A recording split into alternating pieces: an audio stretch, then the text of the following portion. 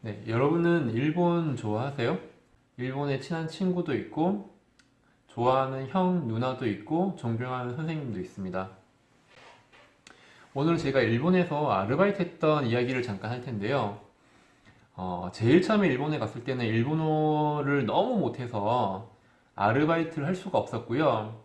3개월쯤 지났을 때 약간의 인사 정도가 가능했을 때, 그때 이제 아르바이트 자리를 구하기 시작했어요. 그런데 외국인이고 일본어 워낙 서툴다 보니까 저를 받아주는 가게가 생각보다 너무 없더라고요. 저는 쉽게 아르바이트를 할 수 있다고 생각을 했었거든요. 그런데 면접을 10번 이상 봤던 것 같아요. 모두 다 면접이 떨어졌고요. 아르바이트를 구할 수 없었다가 딱 한 군데, 이자카야에서 뭐 사람이 너무 없었는지 저를 딱 합격시켜 주시는 거예요. 그래서 자, 열심히 일을 하려고 가게에 출근을 했습니다. 그런데 저한테는 약간의 두려움이 있었어요. 왜냐면 일본에 대한 당시에 약간의 적개심은 저도 있었고 저에 대한 적개심도 있지 않을까 이런 생각을 많이 했었거든요. 그런데 오늘 이야기는 일본에 대한 생각이 조금 바뀌실 수 있다라고 생각이 좀 들어요. 저는 독도컵이라는 걸 만들면서 또 일본 정책이나 어떤 정치에 관한 부분들을 반대하는 것도 있지만 또 좋아하는 것도 있고 좋아하는 여행도 있고 좋아하는 친구도 있습니다. 오늘은 약간 긍정적인 이야기를 할 텐데요. 일본 아르바이트를 하면서 욕을 안 먹으려고도 열심히 했고 눈에 띄게 오버하면서도 열심히 일을 했어요. 근데 처음 이제 매장에서 그 가게에서 아르바이트를 할 때는 이제 언어가 안 되잖아요. 그러다 보니까 저한테 맡겨진 업무는 일단 설거지였어요. 대화할 필요가 많이 없었고 단순하고 오랫동안 할 수 있었던 일. 그래서 출근을 하자마자 설거지를 해서 시작해서 그 일이 끝날 때까지 설거지를 하는 거예요. 그렇게 어렵진 않았어요. 그게 뭐 몇 시간 동안 계속 했지만 쉬는 시간도 꼬박꼬박 주어졌고 다들 다 열심히 하니까 그렇게 힘들진 않았어요. 그리고 설거지라는 게 단순하고 좀 어려운 일이긴 하지만 뭐 제가 언어가 안 되니까 당연하다고 생각을 했었고요. 그리고 저한테 설거지를 가르쳐 주신 분은 그 매장의 최고 점장. 그 점장님은 그 밑으로 직원이 한 15명 정도 됐기 때문에 중소기업에 가까웠거든요.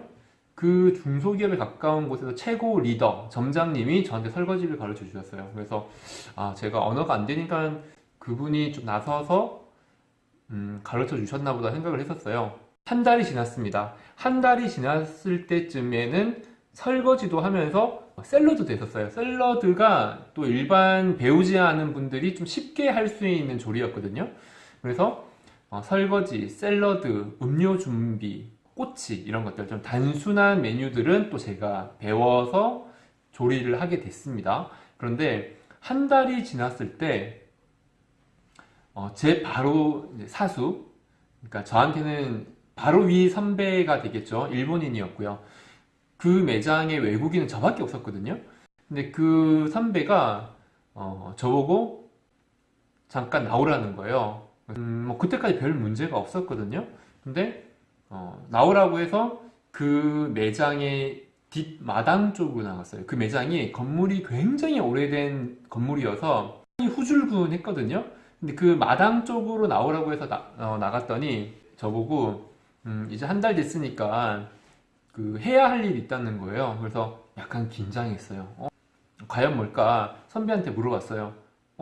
어떤 걸 해야 되나요? 저는 어차피 열심히 할 각오가 되어 있었거든요. 그런데 뒷마당으로 가니까 하수구가 있었어요. 하수가 지나가는 한국으로 치면 정화조 같은 거 있죠. 정화조는 어떤 거냐면 하수도와 뭐 이 오물이 지나가는 모아두는 그런 그 굉장히 더러운 그런 땅에 묻혀 있는 통이 있어요. 그 뚜껑을 탁 열더니 이거 청소를 해야 된다는 거예요. 제가 그걸 딱 봤는데 보는 것도 굉장히 힘들 정도로 굉장히 더러운 거예요. 이거 어떡하지?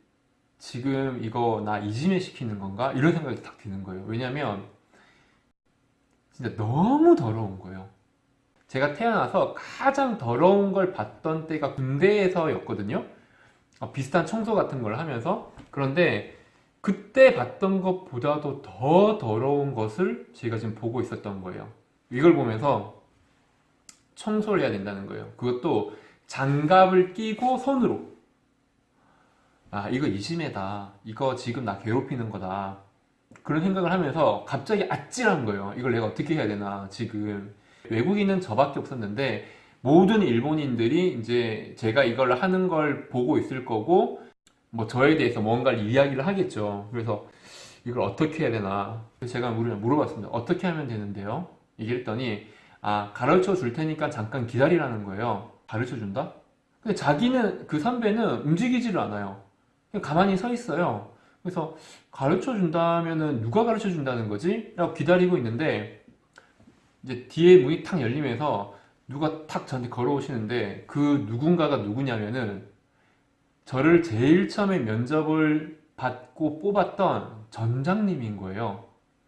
그 점장님이 저한테 면접을 볼 때 굉장히 친절하셨고 잘해주셨거든요.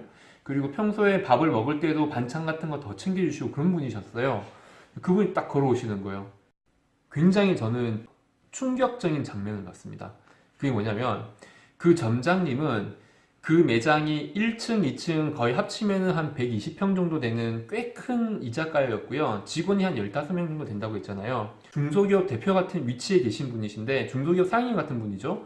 그분이 저한테 딱 오시더니 장갑을 탁 받아가지고 쭉 끼시는데, 그 장갑이 여기 어깨까지 와요. 어깨까지. 이 어깨까지 온 장갑을 딱 끼시더니 땅바닥에 찰팍 엎드리세요. 가슴에 딱 대고, 그리고 밑으로 휘 저어가지고 이렇게 막 오물을 밀어내고 이 막 건져내고 해야 되는 게 있거든요. 그것을 그분이 엎드려서 이걸 하시는 거예요. 저보고 배워라고. 정말 깜짝 놀라고 멍하니 쳐다보고 있었거든요. 그런데 이분이 딱 하고 일어나서 이제 탁 벗으면서 이상 이거 할 수 있겠냐면서 그러는 거예요. 근데 제가 이 선배가 저한테 시켰으면은 고민이 됐을 것 같아요. 아, 이거 이지매다.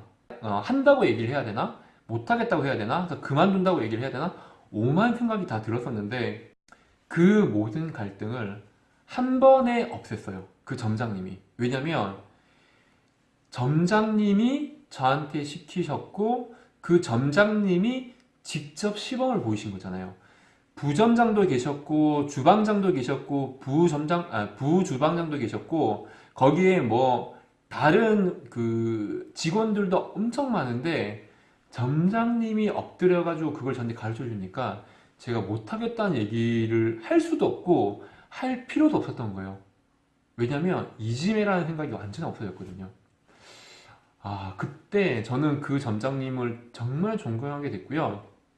그분은 항상 식사도 제일 늦게 하셨고, 제가 한 달 정도 지나서 또 제 밑으로도 직원이 들어왔거든요. 제 밑으로 들어온 직원은 또 일본인이었어요. 저는 제가 시작을 해서 거의 5개월 정도 거기서 아르바이트를 했는데, 끝날 때까지 외국인은 저밖에 없었어요. 좀 외곽이었거든요. 그래서 그때까지 정말 외국인이기 때문에 서러움 당해본 거는 단 한 번도 없었습니다. 이런 얘기가 있어요. 일본인들은 속과 겉이 다르다. 겉으로는 친절해도 속으로는 어떤 욕을 할지 모른다. 속으로 뭐 어떤 욕을 하든지 말든지요. 근데 겉으로는 저는 정말 단 한 번도 서러웠던 적이 없고요. 차별당한다고 느껴본 적도 없었어요. 오히려 외국인이기 때문에 챙겨주는 것도 많았어요. 근데 사실 이것은 뭐 그렇기 때문에 모든 일본인은 친절하다 이야기는 할 수는 없죠. 그분들이 저한테 그냥 잘해줬던 거일 수도 있고, 또 다른 분들은 아닐 수도 있겠지만은, 제가 제일 처음에 했던 아르바이트는 일단 그 기억이 가장 남습니다. 제가 지금은 이제 이 회사의 이제 대표이사로 있지만, 여기를 운영을 하면서도 그때 그 점장님이 가르쳐 주셨던 여러 가지 그 가르침들이 좀 있었던 것 같아요. 정말 그분께 배웠던 게 많고요. 지금도 가끔 이렇게 힘들 때는 그분 생각이 좀 나네요. 정말 보고 싶습니다.